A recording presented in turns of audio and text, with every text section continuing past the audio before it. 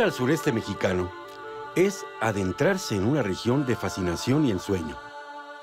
Como en pocos lugares en México, aquí la riqueza de las tradiciones y los ecos del periodo prehispánico resplandecen en cada una de sus localidades. Hoy me encuentro en el majestuoso Hotel Misión Colonial de San Cristóbal de las Casas, un recinto sumamente especial, ya que resulta ser un hotel que refleja fielmente las tradiciones de los pueblos y las comunidades originales que habitan en el estado de Chiapas. En este pletórico escenario platicaré con Miguel Ángel Muñoz Luna sobre los misterios que guarda este bellísimo estado del sureste mexicano, una más de las joyas culturales que se mantienen vigentes en este nuevo México. Miguel, de la riqueza cultural que tiene el estado de Chiapas y sus marcadas originalidades regionales, lo que nosotros podemos constatar en la vestimenta de los distintos pueblos son distintivos de colores, por supuesto de formas, de diseños. Lo que yo no sabía es que los diseños tienen códigos y tienen muchas veces códigos que eran o siguen siendo contestatarios, ¿no? Amén de esta riqueza y de esta variedad, los símbolos que les fueron asignados y los colores, ¿hoy en día se siguen respetando? Bueno, los textiles chiapanecos han tenido un proceso evolutivo bastante fuerte. Yo creo que no solo los chiapanecos, sino prácticamente los textiles de todo el país. Se ha visto una transformación desde su propio nacimiento, por ahí del 900 al 1200 empiezan a aparecer los primeros huipiles para sacerdotes y para ciertas ceremonias. El pueblo de manera general no usaba huipiles, al menos en la parte maya. Posteriormente, cuando llegan los españoles, empiezan a hacer la vestimenta obligatoria, cubrir los torsos de las personas. Las partes pudentes. Las partes pudentes, exacto, tratando de buscar esta moralidad que tenían propiamente los españoles. Y a los mesoamericanos, pues no les queda otra más que empezarse a vestir vestimentas muy básicas, que son los famosos huipiles o hipiles, que son prendas rectangulares con costuras en ambos lados, dejando un boquete para los brazos y abriendo un agujero en el centro para el cuello. Empiezan a tener una transformación estética muy peculiar conforme el paso del tiempo, primero buscando una aceptación, también buscando posicionamiento social a través de la estilización del huipil. Aquí a lo largo de esta exposición vamos a ver huipiles, por ejemplo el que tenemos justo acá atrás, que es de Huistán, pues ya tiene un tocado en la cabeza, tiene una chalina, tiene una faja, una falda larga que asemeja a un vestido europeo del siglo XVI, XVII, como si fuera un corpiño la faja, y se va rompiendo el esquema cuadrado y simple de una falda de nahua enroscada con un huipil típico. Aparte de esta transformación, vamos a encontrar que desde la creación de los huipiles empezaron a haber elementos simbólicos y íconos que le daban cierto carácter a la prenda para que tuviera una virtud en su empleo. En el caso de sacerdotes, pues se usaban algunos elementos como caracoles, algunos elementos de la naturaleza que venían vinculados a los poderes que podía tener el sacerdote o la comunicación que éste ejercía con la naturaleza, y se empleaban ciertos símbolos. Sin embargo, esto va a cambiar notoriamente con la llegada de los españoles, sobre todo con los evangelizadores, que empiezan a hacer un apuntalamiento muy importante en la selección de la vestimenta, en la selección de los colores y en generar protocolos.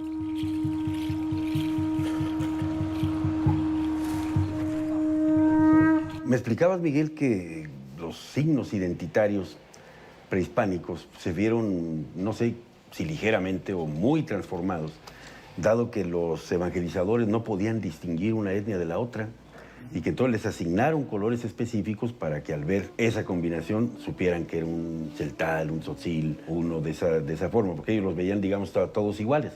A pesar que desde aquel tiempo su vestimenta ya era distintiva, ¿no? Ellos trataron como de buscar características que los hicieran diferentes, aunque básicamente no encontraron ninguna. Y si a eso le aunamos que no tenían un conocimiento de la lengua, pues se hace todavía mucho más complicado, porque para ellos el náhuatl era exactamente lo mismo que el mixteco, que el zapoteco, que el maya. Entonces van encontrando ciertas dificultades, sobre todo para el proceso de evangelización. Y el textil tiene que entrar en un trasfondo religioso muy fuerte, porque ahí está la esencia del textil en lo que fue una resistencia religiosa, por así llamarlo.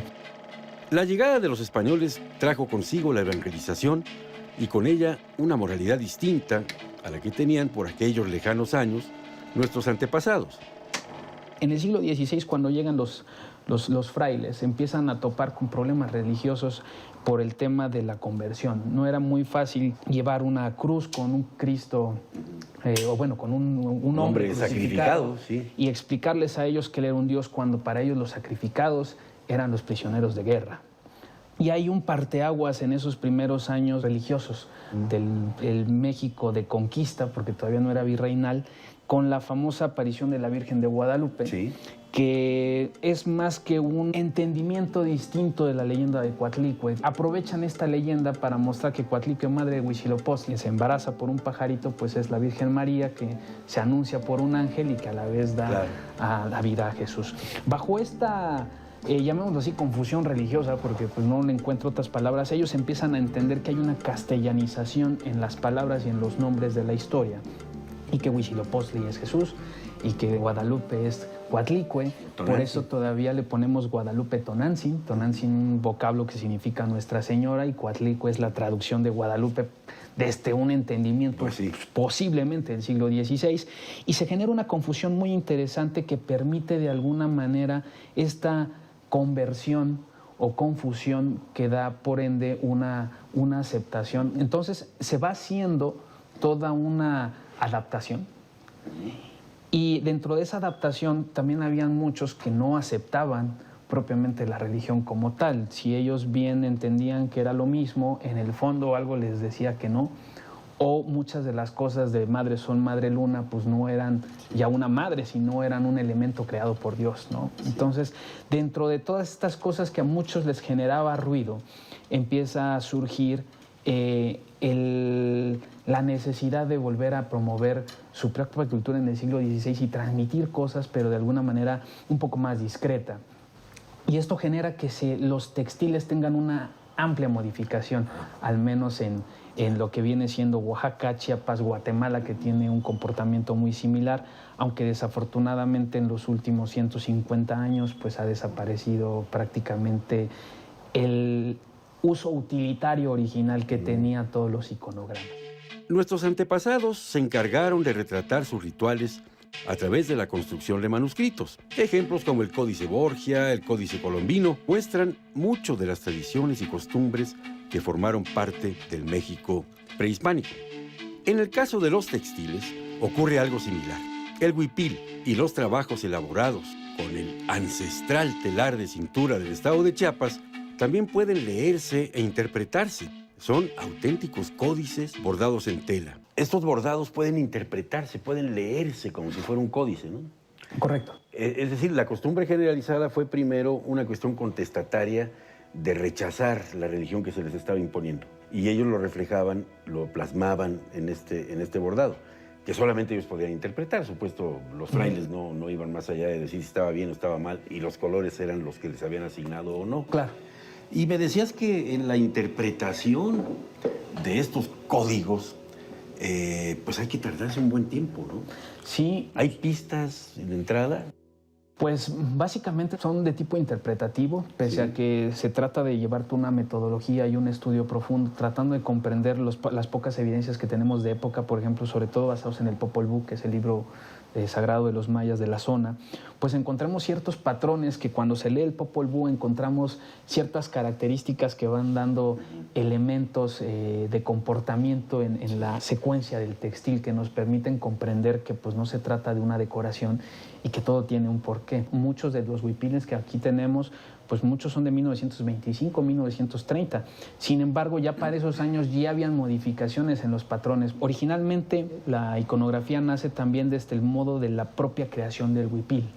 Actualmente, turísticamente hablando y comercialmente hablando, e inclusive históricamente hablando, le llamamos telar de cintura. Telar de cintura. Pero realmente en los pueblos originarios de Chiapas, antiguamente esto se conocía como telar de parto.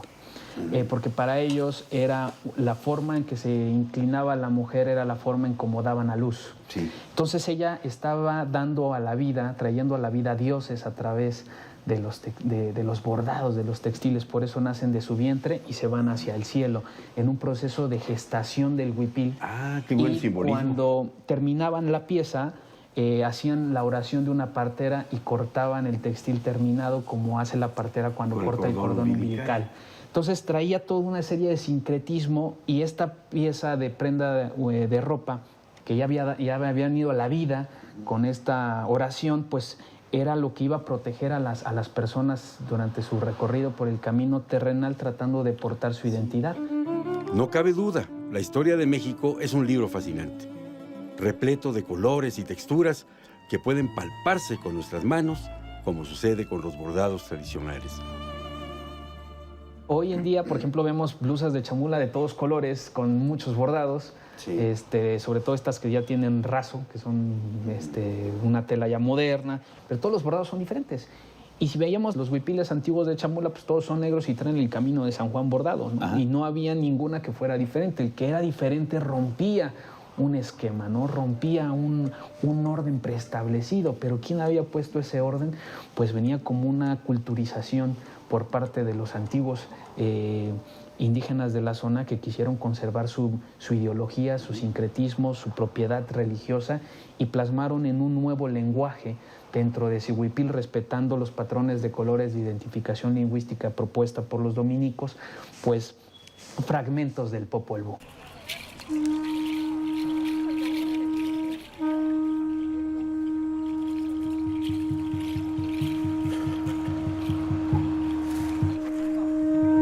Dice aquí la entrada del museo: para ver un huipil, una mujer emerge entre los ejes del mundo. ¿Qué quiere decir esto? Que la mujer, para ver un huipil completo, se tiene que poner en forma de cruz, y la cruz son los ejes del mundo. Entonces, sí, al entrar en ese eje del mundo se puede ver una lucha entre el cielo y el inframundo, entre creer lo que vemos o creer lo que desconocemos pero nos han dicho. Sí, no de dónde viene el arcano y el destino fatal. Exacto. No me queda más que agradecerte, Miguel. Pues muchas gracias por su visita. No, gracias a ti. Y es que son pocos los lugares como Chiapas para encontrarnos con la historia transformada en vestido, y donde múltiples tradiciones se presentan como puertas de nuestro pasado, las cuales siguen definiendo a este nuevo México.